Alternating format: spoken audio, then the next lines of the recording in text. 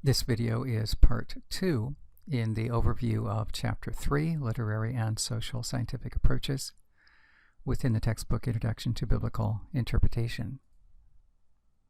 We just finished with post-structuralism, postmodernism, in particular deconstruction, and now we'll turn to social scientific approaches. Under the heading Social History, we're grouping areas of research that seek to illuminate a particular aspect of the world of the Old Testament or New Testament, the text under exploration. The particular aspect they're trying to explore is relationships in the community. So, under the heading of historical research, we would explore any aspect of the text dealing with the world of the text that's unlike our world. If it talks about a ship, we want to understand what ships were like. If it's talking about wagons or carriages, we want to understand that. If it's talking about nations, then we want to understand what was the relative strength or influence of the nations that are being talked about, Assyria or Babylon or Egypt, or the Moabites, or the Roman occupation of Israel. Under social history, we're zeroing in more particularly on how individuals related to one another within that culture. So how did members of a community interact rather than the material culture, tangible culture, or climate? On page 135, our authors bring out, I think, an immensely important piece of information, something to be aware of for those of us living in a Western culture. We are accustomed to the worth of the individual, individualism. We do not have a corner on worldview in that regard. There are other worldviews, and frankly, the biblical worldview, both Old and New Testament, are not nearly so individualistic as is modern Western worldview. Rather, they would be inclined to value community moving together in cohesion, rather than valuing so highly the freedom of individuals to choose a pathway through life for themselves. This represents social history, attunedness to an aspect of community interaction in the world of the Bible, whether Old or New Testament, which is at variance with our modern culture from which we're reading the text. As a case in point, our authors bring out helpfully an instance in Mark 3:31 and following, where Jesus says, what counts as far as being a member of my family is doing the will of God. And the authors point out that that would have been shocking and offensive to the audience because they valued so highly the hereditary bonds of kinship.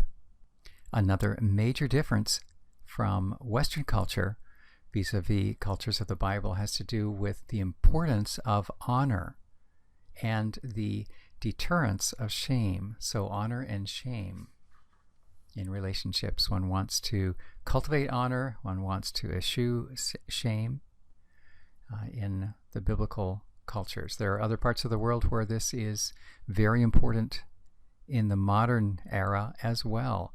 Perhaps you've heard of the notion of honor killings. This is a terrible tendency among some cultures who would rather seek the death of a relative or family member rather than suffer the shame brought to the family by the behavior of a member of the community. So the notion of honor and shame being highly motivational, highly valued, is not exclusive to certain cultures in the ancient world.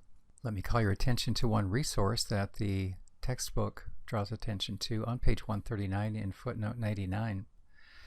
139 footnote 99 begins, good resources now exist to familiarize students with the most secure results of social historical analysis of the biblical world. You may recognize one that's been recommended in this class, King and Stager's Life in Biblical Israel, a valuable resource. Another resource a little further down in the same footnote references D.A. De Silva, that is David De Silva of Ashland Theological Seminary, Honor, Patronage, and it should read Kinship, not Kingship. Kinship and Purity, Unlocking New Testament Culture. Before moving on to social scientific theories, just a parenthetical comment. In case you're wondering, why do I need to understand all these? Do I need to practice these as a seminary student? That's not the goal. It's not that you would become an expert in some of these more refined techniques of hermeneutics, but rather this: a major skill that we're seeking to cultivate is enabling you to go to secondary resources, works that scholars in biblical studies have published, pick them up, and have a sense of what's going on so that you can weigh for yourself whether or not to embrace and trust the interpretations or opinions that they're propounding. As we say, not everyone with the PhD, the alphabet soup after the end of their name, is someone whose presuppositions and assumptions you're going to share. Some of them you will, some you won't. So it's very important that we acquaint you with the varieties of interpretive viewpoints that are out there, so that when you go to the resources and begin to read, you'll have a sense of where they're coming from. Some you'll find useful, and some you'll say, I don't begin on the same page as this writer, this scholar, and so I do not need to subscribe to the conclusions that they reach. How about this matter of social scientific theories? And now we're on page 140.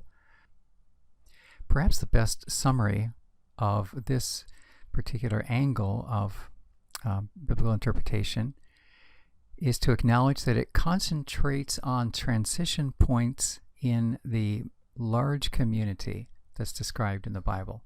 So, for example, if we're in the Old Testament and we're at the point of Israelite history where the Exodus has just happened, this group of loosely associated people have emerged with God's help from Egypt.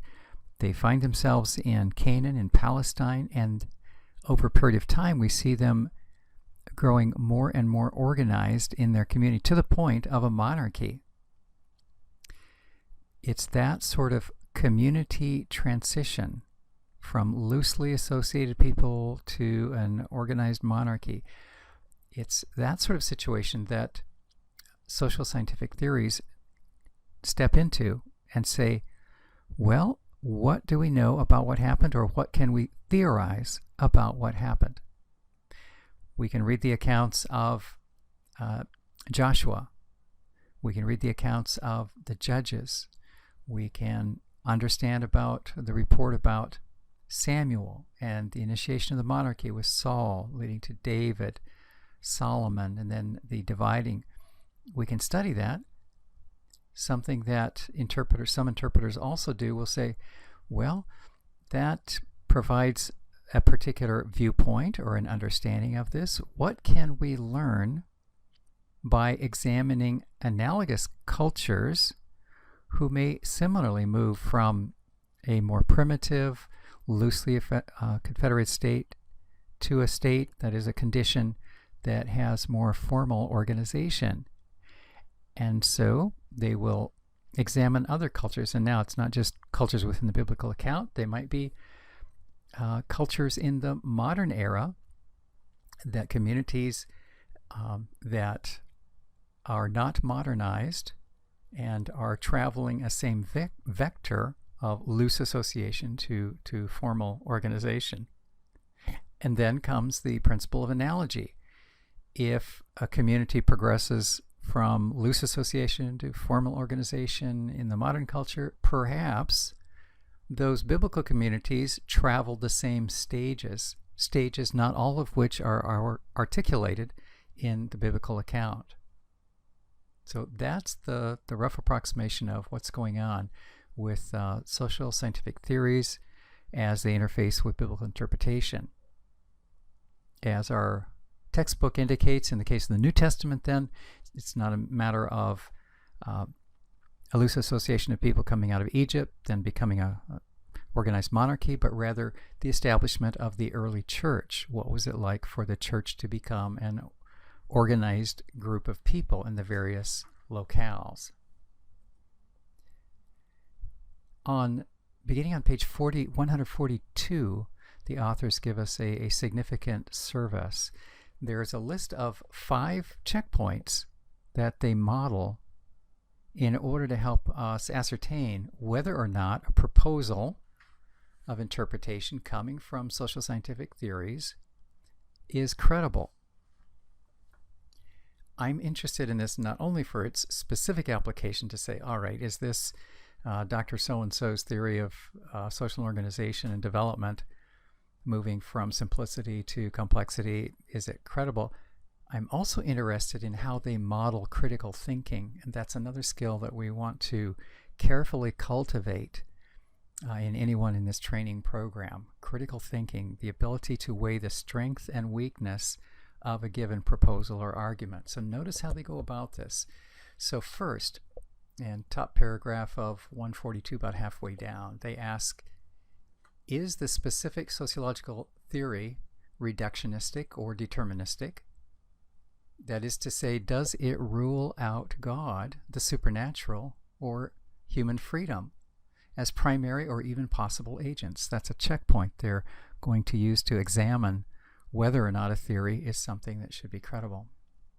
Second, next paragraph down, does the theory require rejecting part of the biblical text as it stands or reconstructing a set of historical events at odds with the claims of the text itself? What can happen is a scholar can study a modern culture that's progressing from primitive or uncomplex to complex, simple to complex, and then derive some assumptions out of that, then travel over to the biblical text and say, well, the Bible claims to say this happened, but that can't be because look what happened over in, I don't know, pick some region of the world that may have some simpler association of groups of people, Polynesia or who knows where, right? So we want to be careful if we encounter scholars who are devaluing the trustworthiness of the biblical account, saying that can't be true based on what I've seen somewhere else, either in another ancient historical account or in an account from the modern era. Third, is a given proposal based on a valid theory commonly accepted by other social scientists? So is it a narrow view or a widely held view? Fourth, if the theory is valid elsewhere, are the parallels or analogies with the biblical material close enough to warrant application to this new context? So it might be true in Polynesia, but is the Polynesian experience close enough to ancient Israel or to the early church that, frankly, it would be a solid bridge over or transfer? And finally, fifth, does the theory fit the biblical data as well as do alternatives that are more traditional, alternative interpretations that are more traditional? So once again, these five are useful not only for weighing the validity of proposals relative to social scientific theories, but also they give us a model for how to engage critical thinking